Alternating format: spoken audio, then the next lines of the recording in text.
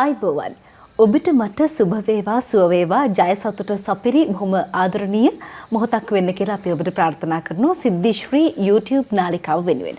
අපි වෙනද වගේම ඔබේ සුබ සිද්ධිය වෙනුවෙන් කතා බහක් අදත් සූදානම්.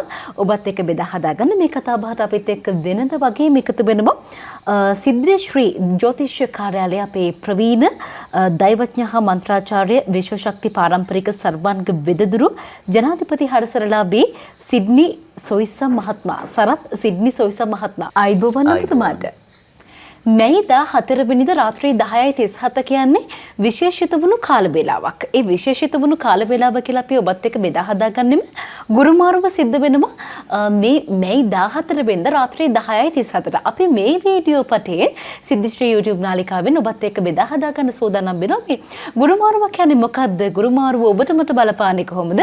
ඔබේත් මගේත් ලග්නයට ගුරුමාරුව බලපාන්නේ කොහොමද? සහ රටට කොහොමද? ඊටත් අමතරව ගුරුමාරුව සිද්ධ වෙන වෙලාව යම් කිසි දරු උපතක් සිද්ධ වුණොත් එහෙම ඒ දරුවගේ අනාගතයේ කොහොමද මේ බලපෑම සිද්ධ වෙන්නේ කියලා තමයි අපි මේ වීඩියෝ පටයෙන් කතා කරන්න සූදානම් වෙන්නේ. ඇත්තටම සරත් සිඩ්නි මහත්මයා මේ ගුරුමාරුව කියන්නේ මොකක්ද? ඔව් පුතා ගුරුමාරුව කියන්නේ මම ඊට කලින් සෙනසුරු මාරු වෙලාවේ මහා ජනතාවට බලා ගන්න පුළුවන් ආකාරයෙන් හොඳට පැහැදිලි YouTube එකක් කොම කරලා පෙන්නුවා. ඒකට මට ඇත්තටම ගොඩාක් ඒගොල්ලන්ගේ ප්‍රශංසා තිබ්බා. එතකොට මම තව සතුටුයි ධෛර්යමත් වෙලා මට අද හිතුණා ගුරුමාරුවත් මේ රටට මොකද්ද වෙන්නේ කියලා ගුරුමාරු කියන්නේ මොකද්ද කියලා පැහැදිලි කරලා කියනවා නම් එදා සෙනසුරු ග්‍රහ දේවතාවුන් වහන්සේ මාර්තු මාසේ මාරු වුණා වගේම මේ ගුරු ග්‍රහ දේවතාවුන් වහන්සේ හරියටම 2025 මැයි මාසේ 14 වෙනිදා 10:36ට තමයි අපේ ලිත්වල හැම දෙයක්ම සටහන් කරලා තියෙන්නේ. නමුත් අපි 10:36ට ළමෙක් ඉපදිලා ඒ වෙලාවට 10:36ට වෙලාව ගත්තොත් බ්‍රහස්පති නෝත් ගුරු ග්‍රහයා සිටින්නේ එතකොටත් වෘෂභ රාශියමයි. අපි ඒ විනාඩියටත් වෙනස් වෙනකන් ඇති වෙනවා කියලා දෙන්න තමයි මම මේ කියන්නේ. එතකොට අපි 10:36 පහු වෙලා තප්පර දෙකට ගැහුවත් වැටෙනවා ගුරු ග්‍රහයා මිථුන රාශියට. ඒක නිසා මම එදා උදා තත්කාලෙට ගත්තා 10:37ට ගුරුගේ මාරුවල්. එතකොට 10:37ට ගත්තම පුතා අපි ඒ වෙලාවට ළමෙක් ඉපදෙන කතාවකුත් එක්කම කතා කරමුකෝ. එතකොට මේ ළමෙක් ඉපදෙන මේ ගුරු මාරුව මේ 10:37ට මාරු වුණාම රටට වෙන්නේ මොකද්ද? එතකොට අපිට වෙන්නේ මොකද්ද කියලානේ ලග්න පලාපල වලින් අපි කියන්න හදන්නේ. එතකොට අපි රටට වෙනවා කියන කිව්වොත් බ්‍රහස්පතිගේ මාරුව අපේ ජනරජ කේන්දරයේ සිංහ ලග්නේ. එතකොට සිංහ කන්‍යා තුලා උච්චික ධනු මකර කුම්භ මීන මේෂ වෘෂභ මිථුන. එතකොට අයස්ථානෙට තමයි ජනරජ කේන්දරේ එන්නේ. එතකොට අයස්ථානෙට කියන්නේ ජනරජ කේන්දරය කියන්නේ පාර්ලිමේන්තුව නියෝජනය කරන තැන. එතකොට ඉතින් බ්‍රහස්පති 11ට ආවම ඔය ඉතින් මැති අමුතුරු කට්ටිය ඉන්නවනේ. අද අපි වංචාව නැහැ, දූෂණේ නැහැ කියලා කියාගෙන යන්නේ. නමුත් මං එදා සෙනසුරු ග්‍රහමාරු විදිහට කියනවා, අදත් මං කියනවා බොරු කිව්වොත් නැවත ඒකට ප්‍රතිඋත්තරේ එනවමයි. සත්‍ය එළියට එනවමයි. මේ ගුරු මාරුවේදී හොඳට මතක තියාගන්න ඕනේ බ්‍රහ්මණයෙක් තමයි මේ ගුරු කියන්නේ. බ්‍රහ්මණයෝ සීලවන්ත වූ බ්‍රහ්මණයන්ගෙන් බොරු කියන්නේ නැහැ කවුරුත්. එතකොට සත්‍ය පමණ ප්‍රකාශ කරන ග්‍රහමාරුවක් තමයි මේ ග්‍රහමාරුව. එක එක ලග්න වලට එක එක විදිහට ආවට ඔන්න ජනරජ කේන්දරයේ පාර්ලිමේන්තුවේදී ගොඩක් ඇත්ත කතා කරන තැනට එයි. ඒතර ඒ ගමම අපි බැලුවම කුම්භ මීන මේෂ වෘෂභ මිථුන ලංකා කේන්දරයේ එන්නේ පස්වැන්නට. එතකොට ජනරජ කේන්දරයේ එන තැනට වැඩිය වෙනස් තැනක් තමයි පස්වැන්න කියන්නේ. පස්වැන්න කියන්නේ 159 කියන ත්‍රිකෝණය. එතකොට ඔන්න අපේ නමෙත් පේන නිසා බ්‍රහස්පතිට අපි සංසාරගත පින් කරලා තමයි මනුෂ්‍ය ලෝකේ ශ්‍රී ලංකා භූමියේ ඉපදිලා තියෙන්නේ. අනිත් දේශාන්තර රටවලට ගිහිල්ලා අපි කොච්චර මුදල් හම්බ කරගෙන මොනවත් ආවත් මේ වගේ සුන්දර පින්වන්ත රටක් තවත් නැහැ. හැබැයි මේ පින්වන්ත රට වරින් වර මේ වෙන ග්‍රහ මාරුත් එක්ක රජවරු මාරු වෙනකොට එක එක ආකාරයට මේ රට දූෂිත කරා. නමුත් දැන් රටට ටික ටික එළිය වැටෙන මං කියන්නේ පවතින රජයේ තියනවාද රජයේ මෙහාට වෙනවද ඡන්දේ මොනවද මේ දේශපාලන මතිමතාන්තරයක් ප්‍රකාශ කරනවා නෙමෙයි. කවදාකවත් යන්නේ නැහැ. මම කියන්නේ පාර්ලිමේන්තුවේදී ඇත්ත කතා කරන ඒගොල්ලන්ට යම්කිසි සහනයක් සැලසෙයි. බොරු කතා කරන ඒගොල්ලන්ට නීතිය ක්‍රියාත්මක වෙයි. එතකොට ඒ වගේම තමයි ලංකා කේන්දරයේ කුම්භ රාශිය කියලා මං කිව්වනේ. එතකොට කුම්භ රාශිය කියලාලා කුම්භ මීන මේෂ වෘෂභ මිථුන. මං කිව්වා පස්වෙනට එන්නේ කියලා. එතකොට පස්වෙනට ආවම එක පේනවා, පහ පේනවා, 9 පේනවා. අපි හිතමු පෙර ආත්මවල අපි මනුස්ස ලෝකෙ ඉපදිලා මොනවා හෝ ලංකාවේ ඉපදෙන්න පින් කරලා තියෙන්නේ බෑ. මේක ඇත්තටම බුදුන් ඉපදුනේ ඉන්දියාවේ වුණාට බුද්ධ ආගම එහෙ තිබ්බට මෙහෙ මිනිස්සුනේ ගොඩාක් බුද්ධ ආගම අදාන්නේ. ගොඩාක් මිනිස්සු බෞද්ධ ආගම එහෙනේ ඉන්නේ. එතකොට මේ බෞද්ධ දර්ශනය අනුව බැලුවම කේන්දරයේදී බැලුවම 9 කියන්නේ පුණ්‍ය ස්ථානේ, ධර්ම ස්ථානේ. එතකොට මේ ධර්ම ස්ථානේ බ්‍රහස්පතිට පේනවා කියන්නේ එහෙනම් අපිට යම්කිසි සානම නැවතත් කියනවා දේශපාලඥයන්ගෙන් මේ රට සුවම් ප්‍රෝසිත වෙනවා නෙමෙයි. මිනිස්සුયો විසින් මේකේ යම්කිසි සත්‍ය එළියට එන කතන්දර හදයි ඉදිරියේ. එහෙම ඇදුවම ඒ සත්‍ය එළියට එනකොට ටිකක් අපහසුනේ ගෙනියන්නේ. කොහොම වුණත් අපේ රටේ යම්කිසි සාහනයක් තියෙනවා. හැබැයි මේ අතරතුර කියන්න ඕනේ මේ දැන් ඔය හැදිලා තියෙන උණ වර්ග ආරෝමේව මම කියන්නේ ලොකු විනාශයක් ඉදිරි කාල සීමාවෙදී වෙන්න තියෙන කියන්නේ බෝ වෙන රෝගයකින් වෙන්න පුළුවන්. ඒ වගේ දරුණු දෙයක් ඉදිරියේදී වෙන්න පුළුවන්. මේ ගුරුමාරුවත් සමගින්ම ගුරුමාරුවත් සමග ගුරුමාරු වෙලා වසරක් ගුරු ඉන්නවා. එතකොට මිථුන රාශිය. මේ මිථුන රාශිය ඉන්නකොට ලග්න වලට ඒ විදිහට යනකොට මම පස්සෙ ලග්න පලාපලයක් ඉදිරිපත් කරනවා. එතකොට කාටවත් දැනගන්න පුළුවන් මොන ලග්නෙට මොන කාලේ යනකොටද මේ විනාශي සිද්ධ වෙන්නේ කියලා. අනාගතයට මේ දේ වෙනවා කියලා අහවල් කාල සීමාවේ වෙනවාම කියලා හරියට වරාමීර පඬිතුමාටවත් කියන්න බෑ. නමුත් දැන් ඉන්නේ ඒගොල්ලෝ එක එක ඒවා කියනවා. ඉතින් 100ක් කියනකොට එකක් හරි ගිහලා හරියනවා. මම එහෙම කියන්නේ නැහැ. මං කියන්නේ මේ වසර ඇතුළත මේ වගේ දෙයක් වෙනවා. හොඳයි සිඩ්නි සොයිස මහත්මයා දැන් අපිට කියන්නකෝ බලන්න මේ වීඩියෝ එක බලන ඔබට සහ මේ කතා කරන මටත් මේ කුතුහලේ මේ විදිහටම තියෙනවා. ගුරුමාරුවත් එක්ක රටේ ප්‍රධාන රටේ බලවත් බවලත් උදවියට මොන වගේ පැත්තක්ද මේ මොන වගේ හුරුවක්ද මොන වගේ නැඹුරුවක්ද මොන වගේ සුබ අසුබ පලාපලද රැගෙන ඉන්නේ දේශපාලන ක්ෂේත්‍රයේ වෙන්න පුළුවන් එහෙම නැත්නම් කලා ක්ෂේත්‍රයේ වෙන්න පුළුවන්. මේක න අපිට යමක් කියන්නකෝ ඔබතුමාට දැනෙන හැඟෙන වැටහෙන පැහැදිලි විදිහට. ප්‍රභූවරු ගැන කතා කරපු නිසා මම කියන්නම්. හැබැයි මම දේශපාලනය ගැන කතා කරන්න කොහෙත් මාස නැහැ. නමුත් දේශපාලන පැලැන්ති වෙන්නත් පුළුවන්. ඉහෙළම ප්‍රභූවරු 3 දෙනෙකුට කඩේ මාර්ක නම් බොහෝ දුරට ගේනවා. කඩේ මාර්කව ඉහෙළම ප්‍රභූවරු දෙන්නෙක් අනිවාර්යයෙන්ම නැති වෙන්න ඉඩ තියෙනවා. ඒ වගේම කවුරු හරි එක්කෙනෙක් අපිට දැනෙන්න ආරංචි හරියට එන්න නිවුස් වලට යන කෙනෙක් අසනීපේ තදබල ලෙස අසනීප වුණා කියලා රෝගාතුරලා අසාධ්‍යයි කියන තත්ත්වයේ දේකුත් දැනගන්න ලැබෙන්නේ. ඒ වගේම අපි ඊළඟට ගත්තොත් එහෙම කලා ශාස්ත්‍රයේ කලාකාරණියෙකුට නම් අනිවාර්යයෙන්ම බොහොම කරදර ඇතුව කෙනෙක් අපිට දැනගන්න මේ ඒ ගමන් මාර්ගේ යනවම තමයි. හැබැයි ප්‍රසිද්ධ කලාකාරණියක්. කලාකාර කෙනෙක් එක්ක කියන්නේ කලාකාරණියකට තමයි මේ විපත පේන්නේ මට මේ මොකද මේ තත්කාලේ නිසා. හරිද? ඒ මොහොතේ උදා වෙන තත්කාලේ. ඊට අමතරව 18 වෙනිදාද කොහෙද මගේ මතර හැටියට තවත් ග්‍රහමාරුවක් තියෙනවා.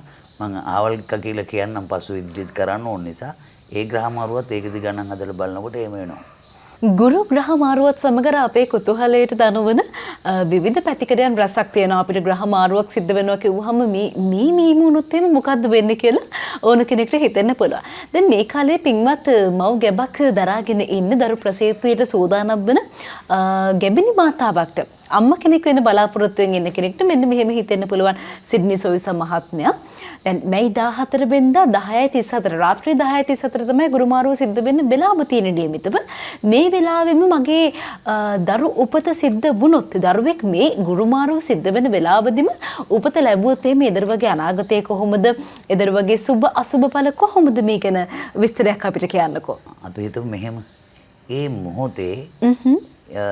මොහොතේම දරු ගබක් ඒ මොහොතේ. ඒ කියන්නේ මකර ලග්නේ උදා වෙලා මකර නවාංශිකේ උදා වෙච්ච මොහොතේ යම්කිසි අය කොයි ආකාරයෙන් ආව ඒ මොහොතේ 10:38ට දරු ගර්භයක් අපි කියමුකෝ ලෝකේ බලාගෙන ඉන්නවා පින්වන්ත ගන්ධර්ව කට්ටිය බලාගෙන ඉන්නවා පින්වන්ත කුසල හොයන්. ඒ කුසකට ඒ මොහොතම 10:37ට හරියටම 10:37ට දරුවා පිළිසිඳ ගත්තා කියන්නකෝ. එතකොට මේ පිළිසිඳ ගත්ත දරුවා මාස 10කට පස්සේ නේ දසමසක් කුසේ දාරගත්තොත් එළියට එනවා. ඒ ඇවිල්ලා ඒ මොහොතේ හටගත්තොත් ඒ ඇවිල්ලා ඒ දරුවා ඉපදිලා මාස 2කට පස්සේ නැවතත් මේ විදිහට මේ ග්‍රහචාරයේ ගුරු ගහය එනවා ඊළඟට මිතුරු රාශිය මාරු වෙලා කටක රාශියට. අන්න ඒ කටක රාශියට. ඒ කියන්නේ මේ මොහොතේ හටගත්ත ළමයාත් ඊටා වාසනාවන්ත ළමෙක් වෙනවා පිළිසිඳ ගත්තා. එතකොට ඒ මොහොතේදී ඉපදෙන ළමෙක් කියනකෝ අපි. එතකොට කලින් ඉඳලා දසමාසයක් ඉඳලා අන්න ඒ මොහොතේ හරියටම 10:37ට ළමයා ජම්මාන්තරේ ලබනවා නම් ඒ ළමයා ජම්මාන්තරේ ලබන මොහොතේ උදා තත්කාලයට බැලුවම ලග්නයට වැටෙන්නේ මකර ලග්නෙත් නවාංශිකයට වැටෙනවා මකර නවාංශිකේ. එතකොට බුදට ආйти දෙටනයිතක තමයි ඉපදෙන්නේ. ඒ වෙලාවට අපි ගණන් හදලා බැලුවොත් අපිට වැටෙනවා වර්ෂ 10යි දින 12න් ඉදිරි ශේෂය කාටද බුද මහ දසාව. එතකොට බුද මහ දසාව ඉදිරි ශේෂය එහෙම ගණන් හදාගෙන යනකොට 2025 මාර්තු මැයි 26 වෙනිදාට අතුරු දසාවත් බුදගේ ඉවර වෙනවා. ඒතකොට ඒ ඉපදෙච්ච දරුවා. එතකොට ඒ විදිහට ඒ දසාවක් එක්ක යනකොට මේ තත්කාලේ මේ ඉපදෙච්ච ළමයාගේ තුන්වෙනි රාශියේ ඉන්නවා සිකුරුත් සනිත් රාහු. එතකොට මේ ඉපදෙන ළමයාගේ තුන්වෙනි රාශියේ සිකුරුත් සනිත් රාහුත් ඉන්නවා කියන්නේ මෙයාට බොහෝ බල සම්පන්න. මම කියවනේ කුඩා පැල්පතක ඉපදුනත් මේ මොහොතේදී ඉපදෙන මේ දරුවා වාසනාවන්තයි. ඒ වාසනාවන්ත වෙන්නේ හේතුව මොනවද තියෙනවා කියලා මම කිව්වා. කාම ත්‍රිකෝණ කියලා බලවන්ත යෝගයක් තියෙනවා. මේ කාම ත්‍රිකෝණ යෝගයෙන් ඉපදෙන ඕනම කෙනෙකුට නොඅඩුවම සැප සම්පත්, ගේ දොර වාසනා, යාන වාහන මේ සියලු දේ ලැබෙනවා. ඊළඟට මේ ළමයාගේ තවත් තියෙනවා වාසනාවන්ත යෝගයක් හේරි යෝගය කියලා. මේකෙන් මොකද්ද තියෙන්නේ? කෙනෙක්ගේ යහපත් ගතිගුණ. ඒ කියන්නේ සමාජ කෙනෙක් කියනවා අනේ අම්මා තාත්තව බලාගෙන හරි හොඳට ඉන්නවා අර දරුවා කියලා කියනවා. ඒක දේව ආශිර්වාදයත් එක්ක එනකොට ඒ යහපත් ගතිගුණනේ. ඒ යහපත් ගතිගුණ එනවා හේරි කියන යෝගේ. මේකේ තියෙනවා චන්ද්‍ර අධි යෝගය කියලා එකක්. මේ චන්ද්‍ර අධි යෝගේ කොහොමද උදා වෙන්නේ? 6 7 8 යන ස්ථානවල යංගිත සුබ නයිසાર્ගික වූ සුබ ග්‍රහයෙන් පිහිටනවා. මේ සුබ ග්‍රහයෙන් පිහිටනකොට මේ කේන්දරයේ සකට කියලා අවාසනාවන්ත යෝගිකුත් උදා වෙලා තිනවා. නමුත් මේ සකට යෝගයෙන් භංග වෙනවා මෙන්න මේ චන්ද්‍රාදි යෝගි නිසා මේක භංග වෙනවා. මේක භංග වෙනකොට මේ යෝගෙත් එක්කම තව එනවා මයුරපාල කියලා තවත් හොඳ බලගත් යෝගයක්. ඒ මොකද්ද? රවි ග්‍රහයා සිංහ රාශිගත වුණාම එනවා මයුරපාල යෝගයක්. මේ මයුරපාල යෝගයෙන් හොඳටම කොහේ පිහිටියත් මේ දරුවා හොඳ ප්‍රධානියෙක් වෙනවා. ඒ ප්‍රධානියෙක් වෙලා එයාගේ තේජස බොහොම තේජස ලස්සන ඊළඟට මම කියන්නම් මේකේ තියෙනවා මහෝසුද කියලා යෝගයක්. මොකද්ද මේ මහෝසුද යෝගය කියන්නේ? සිකුරු ග්‍රහයා මීන රාශිගත වීම. එතකොට සිකුරු ග්‍රහයා මීන රාශිගත වුණාම මේ මොහොතේ ඉපදෙන ළමයාගේ මකර ලග්නේ වුණාම මේ සිකුරු ඉන්නවා කියලා කිව්වේ කොහෙද? මම තුන්වැන්නේ. ඒතර සිකුරු තුන්වැන්නේ ඉන්නකොට මේ ළමයා ඇත්තටම ලස්සන රූපයක් තියෙන ගෑනු ළමෙක් හෝ පිරිමි ළමෙක්. මේ ළමයා ලස්සන රූපයක් තියෙන ළමෙක් තමයි ඉපදෙන්නේ. එතකොට මේ දරුවා ඉපදෙන ඒ මොහොතේදී ඒ රුව ඇති ලස්සන රුවක් ඇතුව ඉපදුනා නම් මං අර ඉදිරියේ කිව්ව යෝගෝලින් ලැබෙන සැප සම්පත් ලැබෙන රූපෙත් ඇති වටිනවනේ. ගෑනු ළමෙක් වුණොත් ඒ මොහොතේ ගොඩාක්ම වටිනවා. එතකොට ඊට අමතරව මේකේ තියෙනවා පුතා මේ මෞසුද කියන යෝගෙන්නේ සිකුරු නිසානේ මං කියවනේ ළමයට වාසනාව තියෙනවා ජනප්‍රියත්වයටපත් වෙනවා කවුරුත් ප්‍රිය කරන ඒ වගේ එකක් තියෙනවා. හැබැයි මේකේ තියෙන පොඩි ප්‍රශ්නයක්. ඒක තමයි මේ කේන්දරේ තියෙන පොඩි ප්‍රශ්නේ. මං ඉදිරියේදී කොහොමත් මේ අර්ධකාල සර්ප යෝගය කාල සර්ප යෝගය කියන ගැන විග්‍රහ කරනවාමයි. අපි බලාපොරොත්තු වෙන්නේ මේ වීඩියෝ පටයක්. එතකොට මේ දැන්ටත් මේ කේන්දරේ ඔන්න තියෙනවා අර්ධකාල සර්ප යෝගය කියලා එකක්. මොකද මේ අර්ධකාල සර්ප යෝගය කියලා කියන්නේ අපි යම්කිසි අපි හිතමු රාහු ඉන්නවා පළවෙනි කොටුවේ. රාහු පළවෙනි කොටුවේ හිටියොත් ඕනම කෙනෙක් දන්නවා කේතු වෙනවා 7 වෙනිට. හැබැයි රාහුටයි කේතුටයි එක ග්‍රහයක් චන්ද්‍රය. හරි කවුරු හරි මේ පැත්තට පැනලා අනිත් ග්‍රහයට අනිත් පැත්තට ඒ කියන්නේ දකුණට එක ග්‍රහයක් පැනලා වම් පැත්තට අනිත් ග්‍රහයට ඔක්කොම ගියාට පස්සේ අපි එක ග්‍රහයක් මේ පැත්තේ ඉන්න නිසා ඒක අර්ධ කරනවා. කෙනෙක් පැන්න නිසා. නැතු අර ඔක්කොම ටික එක පැත්තකට ගියා නම් අපි ඒක සම්පූර්ණ කාල සර්ප යෝගයට ගන්නවා. මේ කාල සර්ප යෝගෙදී මම නම් බලලා තියෙන විග්‍රහ කරලා තියෙන මම බලලා තියෙන කේන්දර ප්‍රමාණය හැටියට මට අවුරුදු 32ක් තිස්සේ මම මේ කේන්දර බලනවා. ඒ කේන්දර බලන්න මම ඉගෙන ගන්න කාලේ ඉඳලා මම මේ කාලසර්ප යෝග ගැන හොඳට සමීක්ෂණය කරලා තිනවා. ගවේෂණ කර මේකෙදි මම දැක්කේ මේකෙදි තියෙන ප්‍රධානම කරුණ තමයි විවාහ ජීවිතයට පුදුම ආකාරයට වද දෙන යෝගයක් තමයි මේ කාලසර්ප යෝගය කියන්නේ. කාලසර්ප යෝගය. කාලසර්ප යෝගය. හැබැයි කාලසර්ප යෝගයට පිළියම් තියෙනවා. මම ඉදිරියේදී පොඩ්ඩක් ඒක කියන්නම්. අපි කතා කරන්න සෝදානම් වෙනවා කාලසර්ප යෝගය කියන්නේ මොකක්ද සහ කාලසර්ප යෝගයට තියෙන පිළියම් මොනවද කියලා. මෙන්න මේ අවාසනාවන්ත මොකද මම කියවනේ රුව ඇති ලස්සන රූපයක් තියෙන ළමෙක් කියලා ඉපදෙන්නේ. එතකොට මේ ලස්සන රූපයක් තියෙන කෙනාට ගොඩාක් එයා කොච්චර චරිතවත් ගුණහපත් වුණත් මේ අර්ධ කාලසර්ප යෝග තියෙන කාලසර්ප තියෙන යෝග ඉරින ඒගොල්ලෝ කාම බන්ධනයකට වැටෙනා වගේ වැඩක් සිද්ධ වෙනවා පුතා. කොයිද නරක කාලයක් එනකොට මෙන්න ඒ ළමයාගේ චරිතේ පොඩ්ඩක් හරි කිලුට වෙන්න බලනවා. කිලුට වෙලා ඒ ළමයා කොහොම හරි නොමග යනවා. ඒ නොමග යනකොට සමහර විට කසාද බැඳනනම් ස්වාමි පුරුෂයා නොදුනුවත්ව වෙන අනියම් සම්බන්ධයක් ඇති කරගන්න පුළුවන්. එතකොට ගෑනු කෙනෙක් වුණත් පිරිමි කෙනෙක් වුණත් මේ දෙක පොදුවේ මේ කියනවා. මේ විවාහ ජීවිතය තමයි මම ඒ වගේම තමයි මේ කාලසර්ප යෝගයෙන් ලැබෙනකොට ලැබෙනවා රජකම පවා. ඒක උදාහරණයක් ගත්තොත් හිටපු අපේ නැසී ගිය ප්‍රේමදාස මහත්තයා කාලසර්ප යෝගී. කාලසර්ප යෝගී හිටපු එතුමාට රජකම හම්බුණා. විජේ කුමාර තුංග මහත්තයා කාලසර්ප යෝගී. බණ්ඩාරනායක මහත්තයා කාලසර්ප යෝගී. එහෙනම් මේ රජ වෙච්ච කට්ටියනේ. හැබැයි මේ රජ වුණා වගේම මේ තුන්දෙනා ගැන නිකන් හිතලා බලන්නකෝ. මේ තුන්දෙනාගේ එක්කෙනෙක්වත් විවාහ 100%ක් සාර්ථක නැහැ. විවාහ සාර්ථකයි. එතකොට මේකෙන් අපි දෙන්නෙක් ගත්තොත් බණ්ඩාරනායක මහත්තයාත් විජේ කුමාර තුංග මහත්තයාත් ගත්තම බොහොම කියන්න පුළුවන් චරිත විජේ කුමාර තුංග මහත්තයා ගත්තම බොහොම කපුරුද්දාන දෙයක් නේ. එතකොට ඒ දුන්නාගේ විනාශ වෙච්ච හැටිත් බලන්නකෝ. විජේ කුමාර තුංග මහත්තයාටත් වෙඩි වැදුනේ. බණ්ඩාරනායක මහත්තයාටත් වෙඩි වැදුනේ.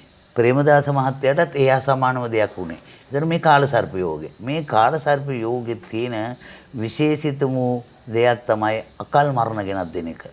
ඊළඟට විවාහ ජීවිතේ paludu වෙලා ගැට ගහගන්න බැරි තරමට ප්‍රශ්නේ නෑ. හැබැයි ආර්ථිකේ මං කිව්වේ ඉනිමම් පෙත්තටම නගිනවා. ඒ වගේම තමයි සතයක්වත් නැති තත්ත්වයටපත් වෙන්නේ මේ යෝගෙම තමයි. ඒ නිසා කාලසර්ප යෝගය ගැන ඉදිරියේදී මම යමක් වෙනම එකක් කරලා අපි වෙනම කතා බහකින් පුළුල්ව දීර්ඝව කතා කරන්න සූදානම් වෙනවා. ඒත් එක්කම මේ ඉපදිච්ච ළමයාට ඔන්න ඔය ආකාරයෙන් තමයි පුතා ජීවිතයකට ගහගෙන ගත කරගෙන යන්න පුළුවන්. හැබැයි පැලක ඉපදුනත් ඒ දෙමව්පියව අසනාවන්තයි. ළමයි මේ භාග්‍ය තියෙනවා. හොඳයි. සිද්ධිශ්‍රී YouTube නාලිකාව වෙනුවෙන් මේ වීඩියෝ පටයෙන් ඔබට මට අපිට සමගගෙන යන්න කාල වේලාව අවසරයි. අද අපි කතා බහ කළේ ගුරුමාරුව සම්බන්ධයෙන් කොහොමද මේ බලපෑම සිද්ධ වෙන්නේ කියලා. වැඩිදුර විස්තර තව වීඩියෝ පට කිහිපයකින් අපි ඔබත් එක්ක ඔබේ මගේ ලග්න සමගින් ගලපාගෙන කතා බහ කරන්න සූදානම් වෙනවා. අද අපිත් එක්ක මේ කතා බහට සම්බන්ධ වුණා දෛවඥ හා මන්ත්‍රාචාර්ය විශ්වශක්ති පාරම්පරික සර්වාංග බෙදදුරු ජනාධිපති හරසරලාභී සරත් සිඩ්නි සොයිස මහත්මයා වෙනද වගේම සුපුරුදු ලෙන්ගතකමින් දැකහුරුව කලපුරුද්ද එවැගේම මේ මන අත්දැකීම් වසර ගණනාවක ක්ෂේත්‍රයේ පළපුරුද්ද ඔස්සේ තමයි මේ කතා බහ අපිත් එක්ක සිදු කළේ. එහෙනම් ආයිබෝවන් ඔබතුමාට බොහොම ස්තුතියි. තෙරුවන් සරණයි. අපි ආයෙත් දවසක තවත් මෙවැනිම වූ ගුරුමාරුවේ වීඩියෝ පටයක් දිගුවක් ලෙස ඔබත් එක්ක හමු වෙන්න සූදානම්. ආයිබෝවන්.